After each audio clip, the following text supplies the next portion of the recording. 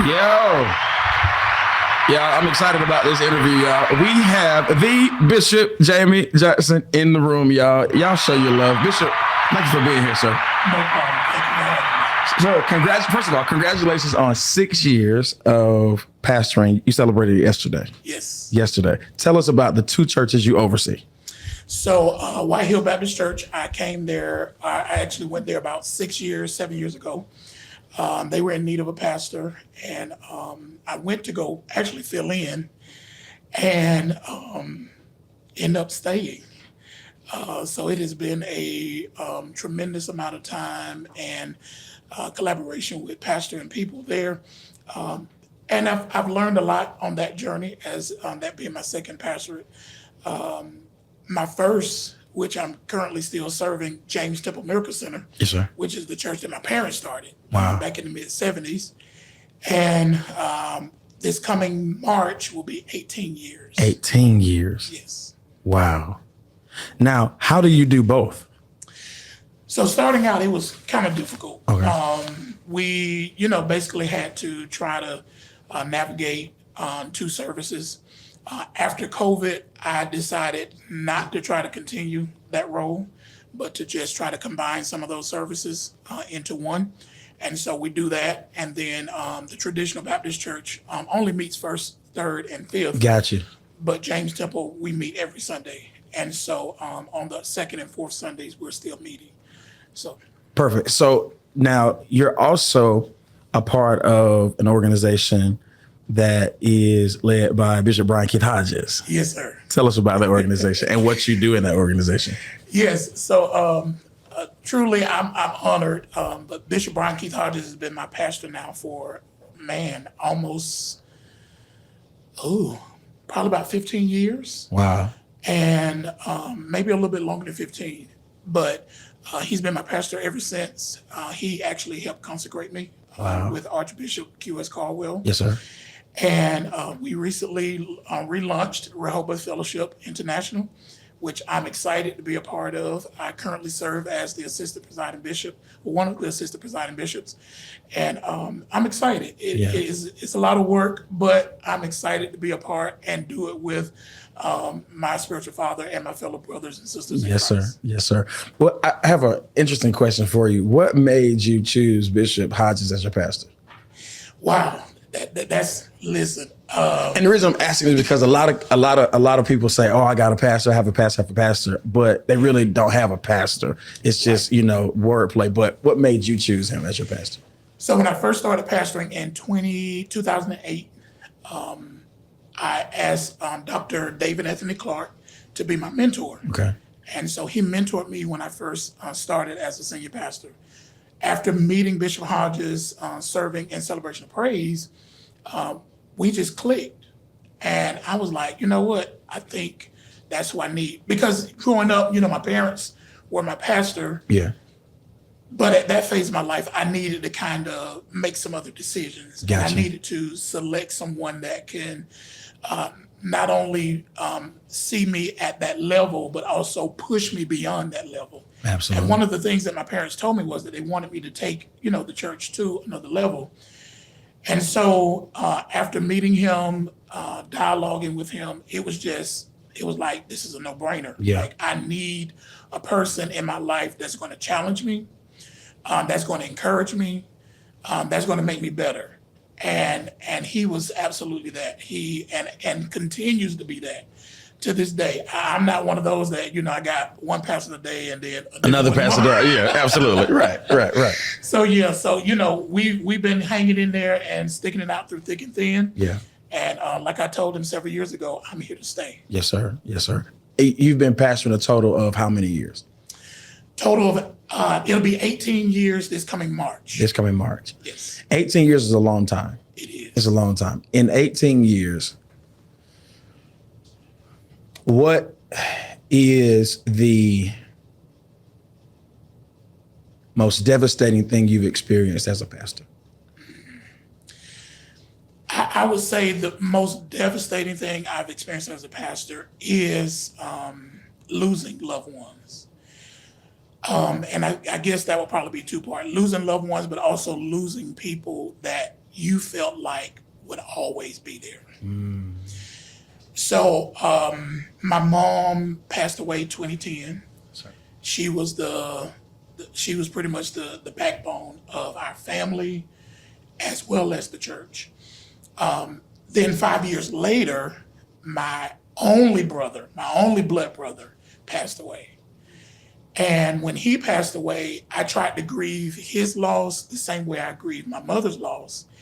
And that was devastating because I didn't need to. I needed to have some professional counseling help to help me navigate his passing and not associate it with my mother's passing.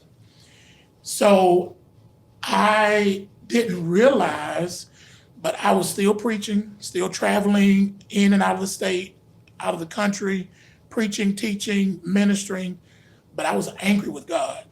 And it wasn't until I was at a holy convocation when I was serving in the previous organization, United Covenant Churches of Christ, and Prophet Todd Hall ministered to me. And the unique thing about that is earlier that day, I asked God, I challenged God, basically. I said, God, if you are really speaking to him, let me know. And during that evening service, he called out my brother's name and began to minister to me that night. So you're saying that as a pastor, you can preach, you can prophesy, you can lead, you can help people, you can give people advice on how to get through their own grief, and still be deeply grieving and even upset with God. Yes. The funny thing is that we do it so much and we don't realize it because it becomes a norm. And as pastors, we're so used to helping people to that become our new, that becomes our new drug. And for me, helping people is a drug for me. I love helping people. I love supporting people. I love doing for people, and to the point where I would do for people and neglect myself. Absolutely. Because I'm just so, it's like a drug. And so I didn't realize how bad it had gotten. After my brother had passed, I was working at the time as a chaplain for the prison system of the state of Georgia. And immediately I started engrossing myself with work. Immediately I started engrossing myself with writing sermons and, doing ministry work instead of taking that time and really deal with the humanity of Jamie. I was just trying to spiritualize everything, shouting about it, preaching about it, all of that good stuff, but still hurting. So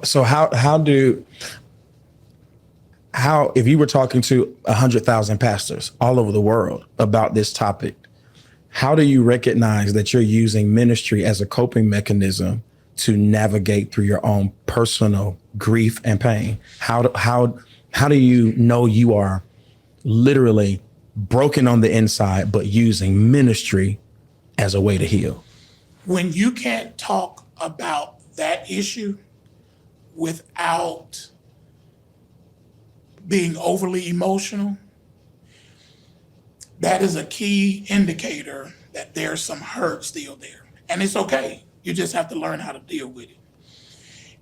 If you're always trying to navigate around it and never want to talk about it, that is a key indicator that there's something there that you really need to deal with. And we need to be willing to face the fact that, hey, as pastors, we help everyone, but we also need help. We need to take time out and take care of ourselves mentally, emotionally, psychologically, so that we can continue to be a good help for those that we're helping.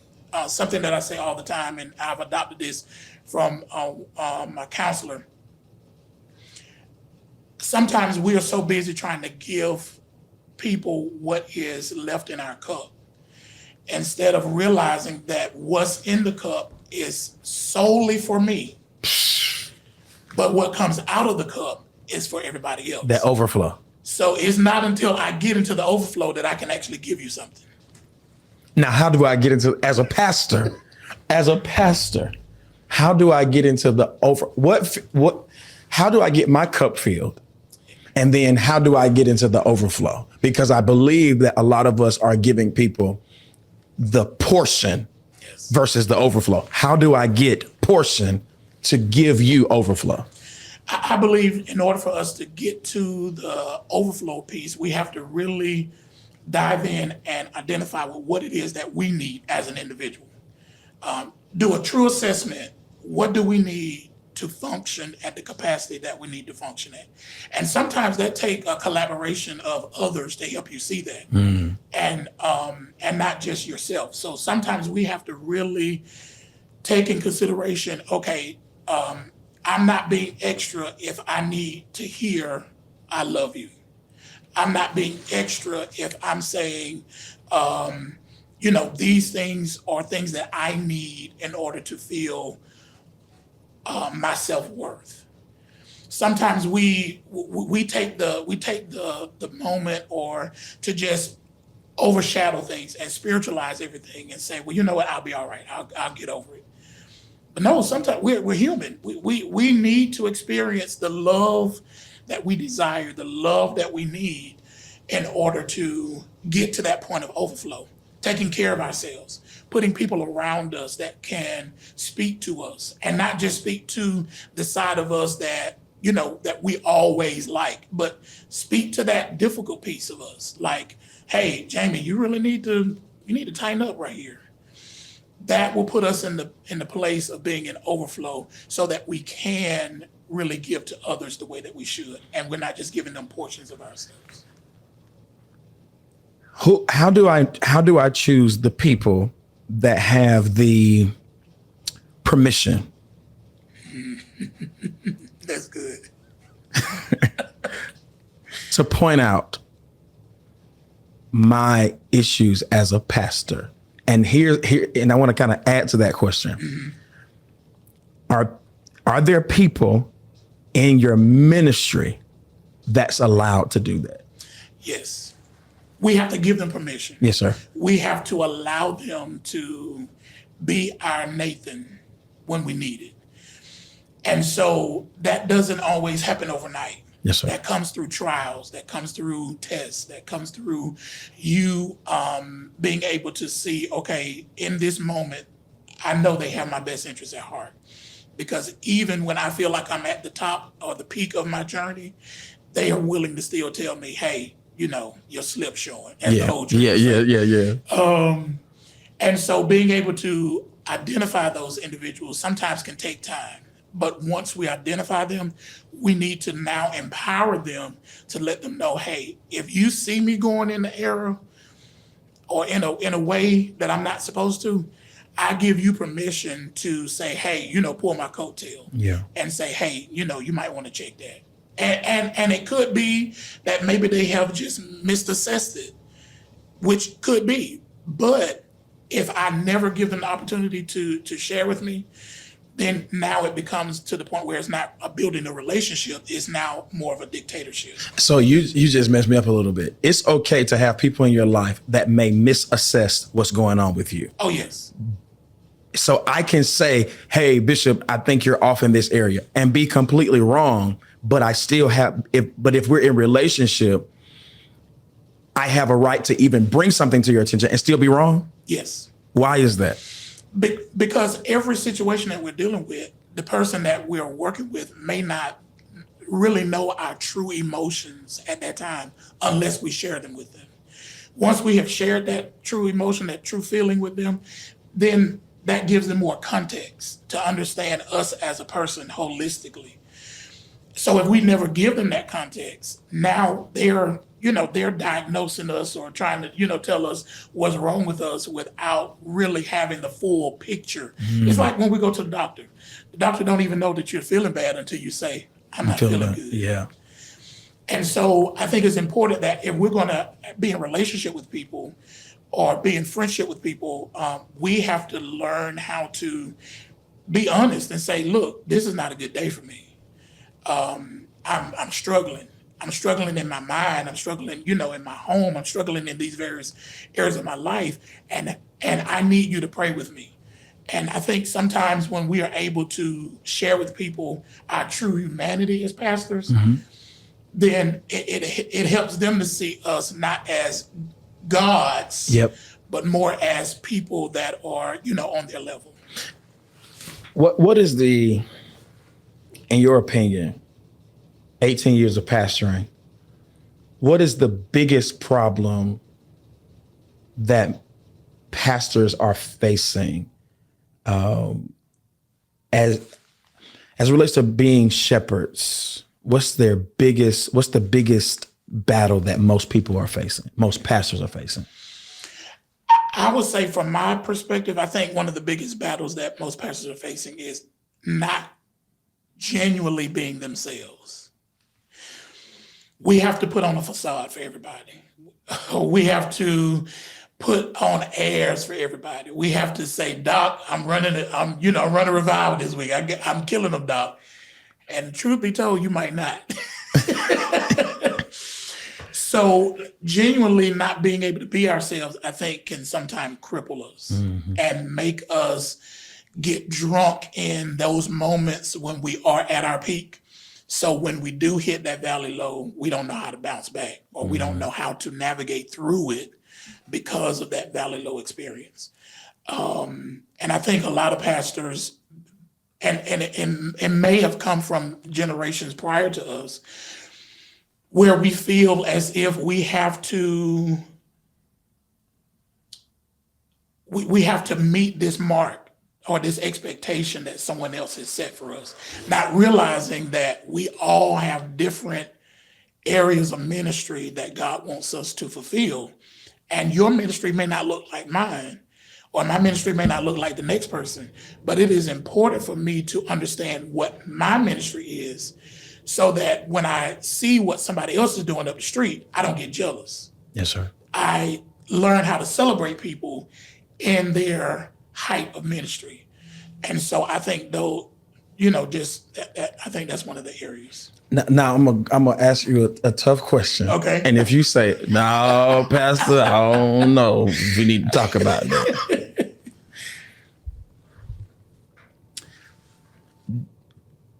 In 18 years, we know that we have highlighted the abuse of pastors towards sheep. We know that. Yeah. Yeah. We can call out all kind of abuse. Yeah. But have we overlooked the abuse from sheep to the shepherd? Yes. Yes. Is there such thing as sheep abusing the shepherd? Yes. Yes. And I think it has gotten to the point where the abuse from the sheep to the shepherd is so common until it's just widely accepted. Because we are held to this high regard that you have to cross every T, dot every I, and put the curly Q on the. Yes, sir. Yes, sir. We have to do it all, and we have to be perfect at it. But the sheep can come and go as they please. We always have to be present. We always have to be the church on time. We always have to be.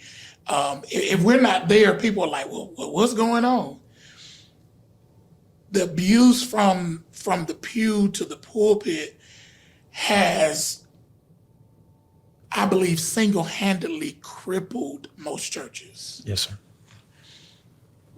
Where we don't even have, and I'm not saying high regard in the sense of idol worship, but the people in the pew don't have high regard for the leaders in the church. But we say, I'm a part of that church. I'm a member of that church. That's where I go. That's where my membership is. And so I believe that when we can actually put it back into perspective, what it looks like to be, to have honor for a leader, where the leader does not have to ask for it. Because it's gotten to that point. We're in that age and day now. Absolutely. Where we got to preach and teach on it. Yes, because sir. if we don't preach and teach on it, then they'll never do it. Absolutely. And I've experienced that. I've experienced where I would be so humble that I would not deal with, pastoral messages because I didn't want people. I'll just save them for when I go to, Other churches. Yes, sir. And then I started realizing I'm crippling my own people because I'm not sharing the truth with them because I'm worried about how they're going to perceive me or look at me. And it wasn't until I began to free myself that I was like, you know what? I am still struggling. I'm still straining. And it's like nobody cares because they expect me to do and go above and beyond. They expect me to show up at everything. They expect me because that's what I've been doing. So it's not until I have honestly been able to pull back and say, you know what? I don't need to show up at everything. I don't need to be present at everything. When I was able to really start to see my own self-value and self-worth, and understand that people in the church will take advantage of you if you allow them to. They will take your kindness for weakness. And it shouldn't be that way, right? But that's the reality and that's the nature of the beast. So a pastor needs to know his value just as much as any other person. Oh, yes, if not more. If not more. Because the lack of self-value will cause you to do things. Right. People will call us and say, you know what, Pastor, I need help with my utilities. Yes, sir. I need help with this, that, and the third. My son is crazy, is just going haywire. Can you talk to him? Can you? They don't mind asking us for those things. But very seldom do we have people that'll say, you know what, Pastor, how are you doing? How is your mental health today? How can I pray for you today? So we wait until once of the year when it's time for anniversary time. And now we want to say, oh, I love my pastor. Well, what happened to the other 364 days of the year? So, yeah. Bishop, how do you navigate through? I've done so much for people. Yeah. And when there's an opportunity to honor, when those people have an opportunity to honor, they don't, they forget. And you can go on your phone and see where you sent money. You can get the church records and see where you sent money. And those very people that you have tried to be a blessing to, when there's an opportunity 1-2 times out of the year to be a blessing to the pastor. Right. Because I think people think that, and every church has a different system, but I think we need to understand. Dad says it to me like this. He said the two things that the pastor needs to make sure he controls is the money and the pulpit. Yes. Meaning this, not he touches the money, right, but he is the final voice, right, for where that money goes. Right. So anything that has happened financially, I think people think that the church walls help them. No, it was the pastor's command. Yes. It was the pastor's permission to say, yep, send that, yes, do that, A, B, C, and D.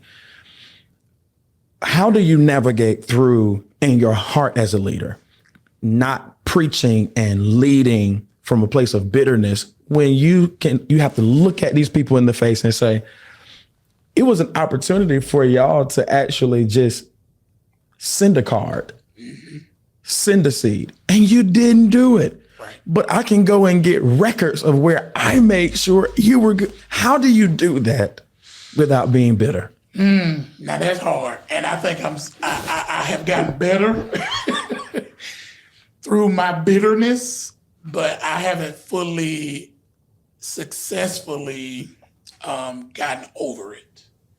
I had to stop having so many high expectations for people. Yes, sir. And so sometimes my expectation for people will go beyond what their expectation may be for themselves. And so, I'll have these, elaborate ideas and like, hey, we're going to do this, we're going to do that. And then the people looking at me like, really? Yeah. So I had to learn I heard this one phrase from Bishop J. Delano Ellis before he passed. He said, I had to learn how to suffer in silence. And so as leaders, we have to learn how at times to suffer in silence. Now, that does not mean that we have to continue to suffer in silence, but that, at some point that we, find the support system that we need. But Sure. what he meant by that was that I cannot allow what people do to affect my preaching and my teaching in the pulpit. As bad as I want to throw off on what people have said, done, accusations that they don't even know that I know they said. Yes. But I have to, still be the shepherd that does not, I have to still be the shepherd. Yeah. I can't be the wolf in sheep clothing. Yeah. And so one of the things that even, matriculating through school, as I'm finishing up this Master's of Divinity, one of the things I'm also learning is how to not allow what people say or do to affect the message that I need to give on Sunday. I look at pastors now, and when I see those pastors that's like ranting and raving, and they're like, all my haters. I mean, yeah, we all got them. Yeah. But when 98% of your sermon is all about haters, like, come on now, we need something else. Right. But one of the things I realize is that, as working and serving in the kingdom of God, we have to learn how to put our emotions and our feelings to the side so that the people can get what they need. Yeah. One of my professors said this a few years ago, said, learn how to starve the critics and feed the committed. Man. Listen, man, I wrote that on my wall and it is up there to this day. Learn how to starve the critics, because the critics are going to always have something to say. They're going to always try to make us feel like that the decisions that we make are not the best, not realizing that we're looking at things from a holistic perspective. Yes, sir. Where they're looking at it from sometimes an individual, how this is affecting me and me alone. But we have to learn how to preach to the committed and starve the critics. Because the critics, once you starve them, they ain't got nothing to say. But as long as you feed into what they're doing, they're gonna continue to do it. Absolutely. Now, this is the second part to that question that may be a little tough. Okay. Are white congregations different from black congregations? And do they treat their pastors differently? Yes, I'll say they do. I would say in probably most settings, probably not all settings, but I would say in most settings, there is a high regard, I would say, for a lot of the white churches, or maybe even evangelical churches, that they will support their pastor no matter what. And you have a small percentage of that also happens in the African American church. Sure. But man, you have some people in the African American church, like as soon as something happens to their pastor, they like, I knew someone right. Yeah. I knew some, I not realizing we are human just like everybody else. Yeah. We have flaws. We have just been elevated. We've been selected to be the person on the front line. Yeah. To get all the shots, to take all the shots, and not realize that, it is hard to pastor people when you're trying to also navigate through your own life's journey. When you're also trying to make sure that you're walking the way that you should before God, that you try to walk as perfectly as you can. And you as being a PK, growing up as a PK, one of the worst things in the world was growing up as a preacher's kid. And people watching you at church and they like, yeah, you can't do nothing. Like if you go to the movies and you date the movies at 1 o'clock in the morning, they like, what you doing? You the preacher's son. That's right. I mean, I can't go watch the movie. Yes, sir. Yes, sir. And so that's what really pushed me to not even wanting to do ministry. I was singing on the praise team, doing all these various things in ministry. And when my mom and dad came to me, it was the Easter Sunday of 2008. They said, the Lord said, you are to be the next pastor. I was like, no, I don't think y'all heard the Lord on that one. I was like, because the night before, I was just at the club.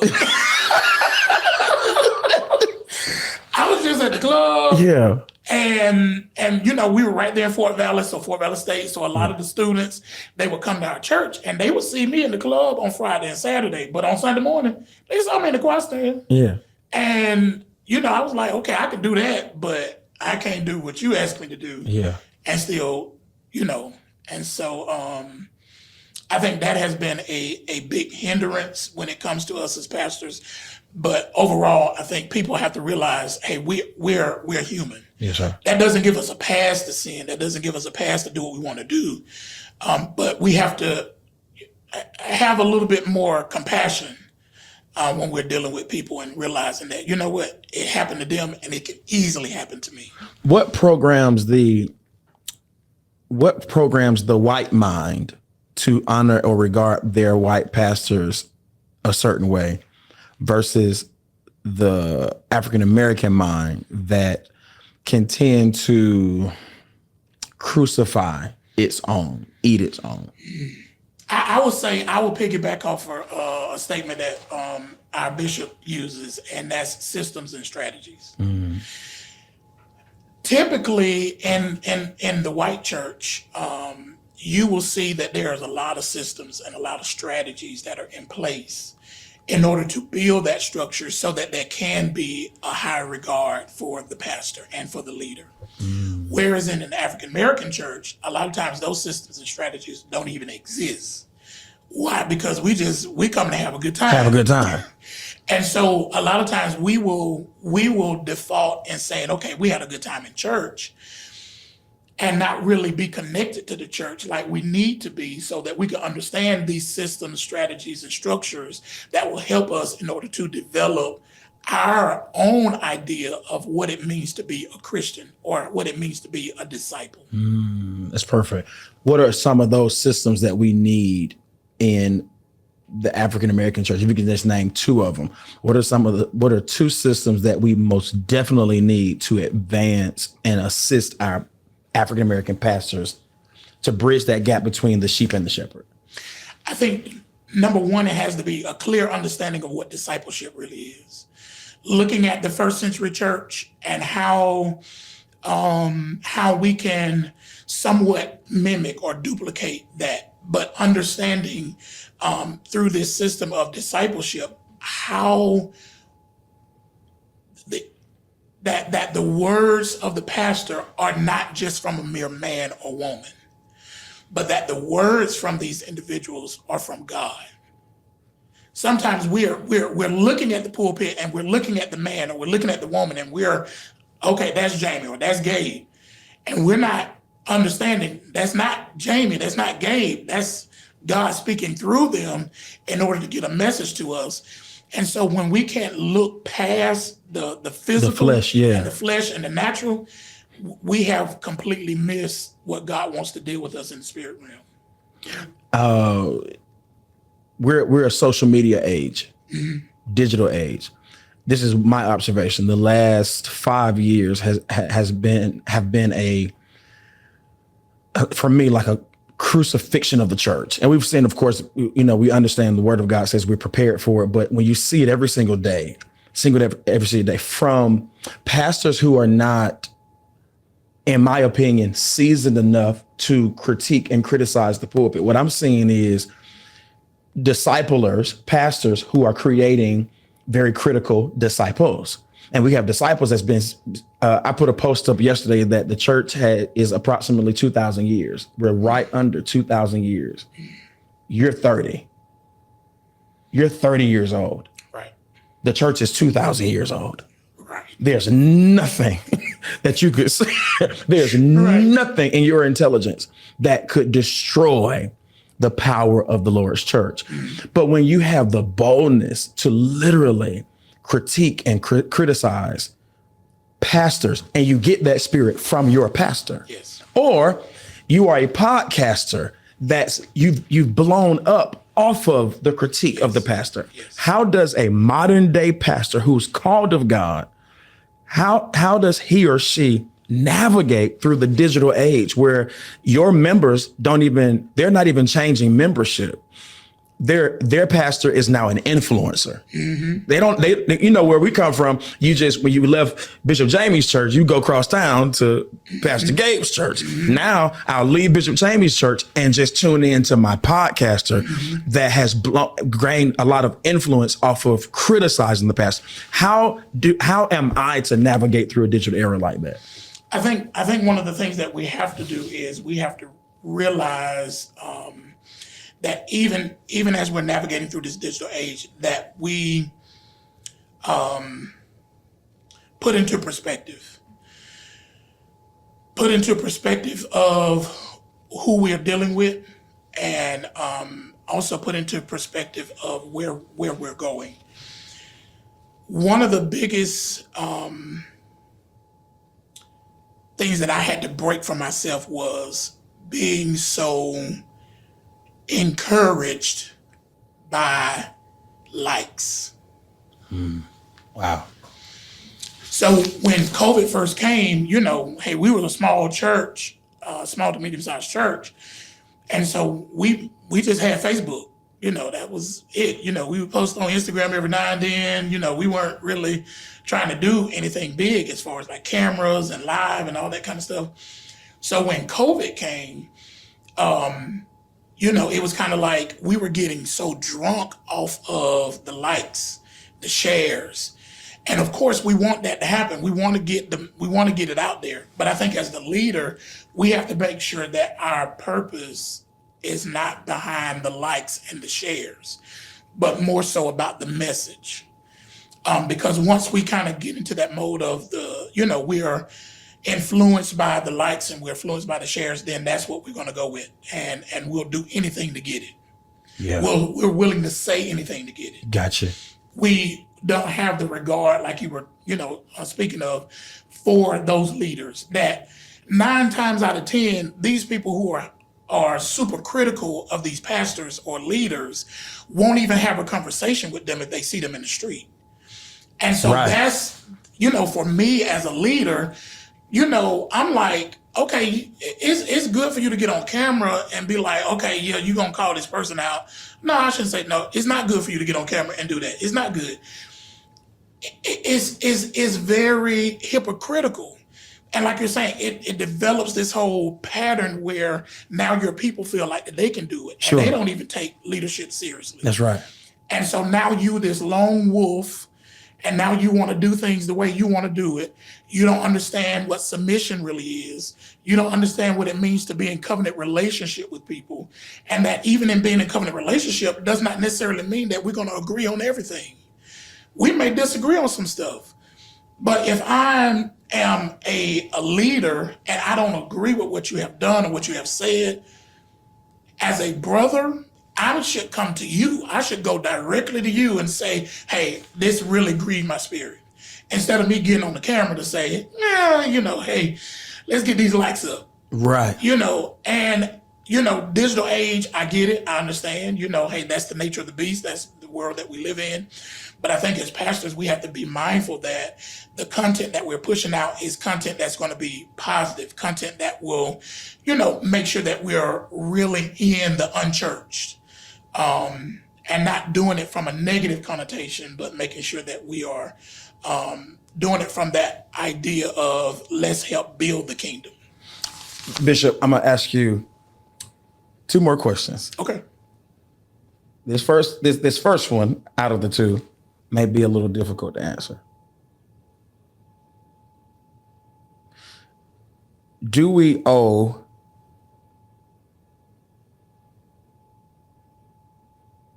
Bishop Jakes an apology? Oh, yes.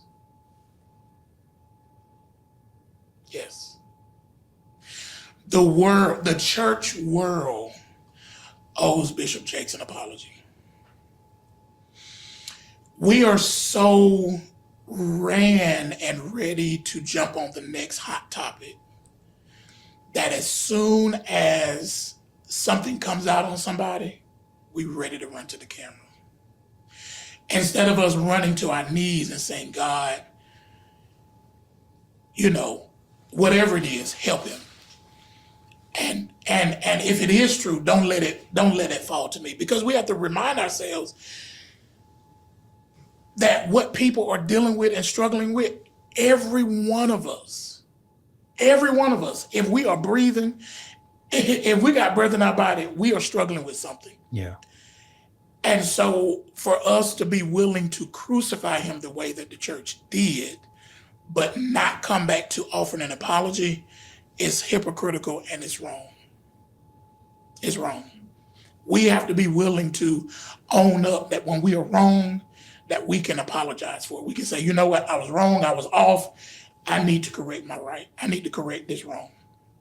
And oftentimes in the church, we've gotten so used to just being so super spiritual. We'll shake and, you go hug somebody, and now we feel like everything is better. Absolutely. And it's not. It's not. Those words that were spoken, those things that were said hurt, and it hurt deeply. And, it means so much to me now knowing that these words and living by these words, and that is taking 6 months to mind my own business and 6 months to leave everybody else's alone. Because, man, let me tell you, it is so easy to get looped up into, to this idea that, you're trying to be relevant, you're trying to join the conversation. And it really doesn't need to be joined. It needs to be stopped, because it is the enemy's way of perpetuating the disdain and the disloyalty toward preachers, toward leaders. And we don't realize that we're killing our own selves. Yes, sir. We're destroying our own selves. If there are issues with our brothers and sisters, the word tells us, go to them. It don't say go to the person up the street. It says go to them. Yeah. And if they don't want to receive it, what do? Take 2 or 3 elders with Absolutely. you, so that now you have witnesses. But we're so ran to go and do open rebuke, because we feel like open rebuke is, that's, they gonna honor me for that. No, people who are real in this thing, and we've been doing it for a long time, we like, no. Yeah. Miss me with all that. Yeah. If you could speak to 100 leaders that serve with their pastor, you can give them advice on how to support their pastor better, what would you say? I would say make sure that you are continuing to read and hear the vision. So as you read it, it becomes as a download into your spirit so that you can run with it. So many times we create vision statements, we create mission statements. People probably can't even recite it. Yeah. Because they're not connected to it. Most time they're connected to the person or to the personality. Yeah. But honestly, if we are serving as leaders, we need to make sure that we clearly understand what the vision is. I had some people come to me when I left United, and Bishop Hodges, myself, and others, we started working on Rehoboth and relaunching Rehoboth. And I had some people come to me and say, hey, you should start your own thing. I was like, no, that's not, I'm not that leader. I am a leader at that level. I consider myself a second chair leader. I am a pusher. I'm a go-getter. I'm going to make it happen. I'm going to find the resource. I'm going to do this. I'm going to make the call. I'm going to do whatever it takes to make sure that the vision of the leader is pushed. But because we are so engulfed with ourselves, sometimes we can't see that our place sometimes should be the second seat, or it might be the fifth. But we have to learn how to embrace that. And if we don't learn how to embrace that, we're going to be drunk every time we get to the mic, because we're going to feel like this is my time to shine. Have you had people that served with you as the senior pastor who thought they should be first chair? Yes. How do you navigate through that? One most recently, it was very hurtful because it was the way they went about doing it. It was people being conniving, secretive, manipulative, and trying to cover true feelings and emotions with fake love. Mm. And so one thing about me, Dr. Gabe, I don't do nothing fake. Like, I'm gonna be who I am all the time. And so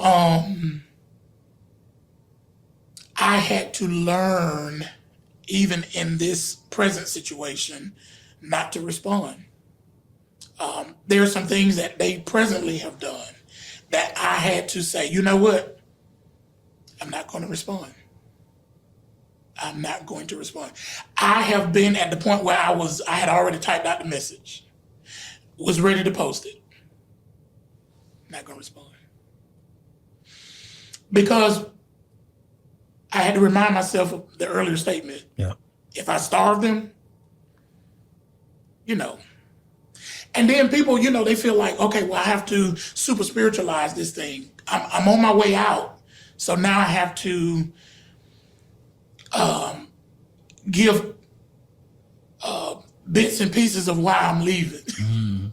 No, just what does Jesus tell Judas? Whatever you're gonna do, go ahead and do it. Go ahead and do it. Just leave. Just go ahead and leave. But people feel like they want to have that 1 foot in and 1 foot out because they want to continue to play both sides. They want to continue to have their cake and eat it too. Yeah. And so I've realized that people that will quickly tell you how much they love you, just wait them out. Just wait them out, because if they truly love you, then they're gonna be there.